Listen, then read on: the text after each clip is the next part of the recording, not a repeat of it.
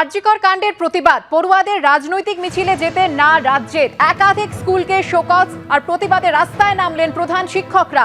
College স্ট্রিটে প্রধান শিক্ষকদের বিক্ষোভ।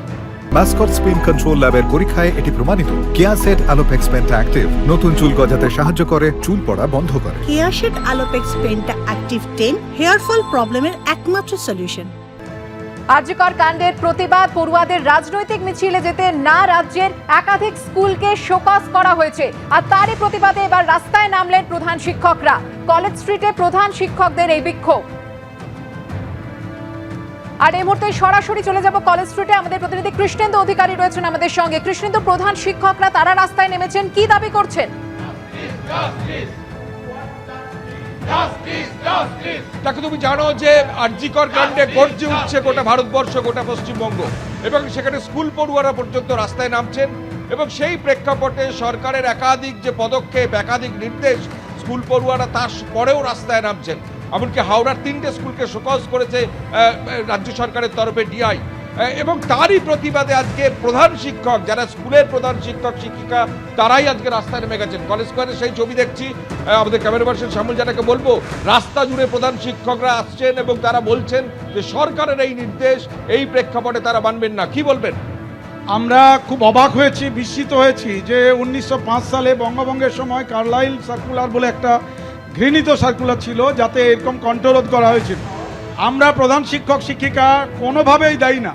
কোন ছাত্রছাত্রী স্কুল ছুটির পর কারা কোথায় কি যাবে না যাবে সেটা তার অভিভাবকদের ম্যাটার, ছাত্রছাত্রীদের ম্যাটার।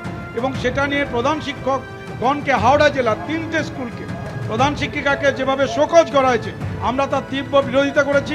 এবং সে বিষয়ে আজকে আমরা এই পথে নেমেছি, কলকাতা রাজপথে প্রতিবাদ জানাতে, যে একজন ডিআই, হাওড়া জেলার ডিআই শুধু নন, আমাদের পশ্চিম মেদিনীপুরের ডিআই, বাঁকুড়ার ডিআই, মালদার ডিআই, কুচবিহারের ডিআই এই ধরনের সাহস রেখেছেন যে তাদের বিরুদ্ধে কঠোর ব্যবস্থা নেওয়া হবে। কোন ছাত্রছাত্রী কোথায় যাবে? রাষ্ট্র যখন ভেঙে পড়ে তখন ছাত্রছাত্রীরাও সেই রাষ্ট্রের অঙ্গ।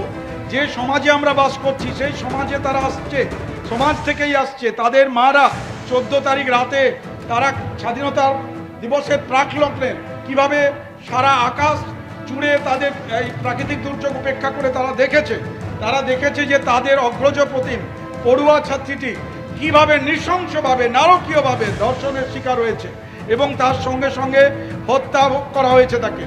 এই হত্যার দাবি জানাচ্ছি। সাথে সাথে কোথাও কোনো প্রধান শিক্ষককে যদি কোনোভাবে এই শোকজ ইস্যু করা হয়, আমরা তার জবাব দেব না এবং আরো বড় আন্দোলনের জন্য আমরা তৈরি থাকবো।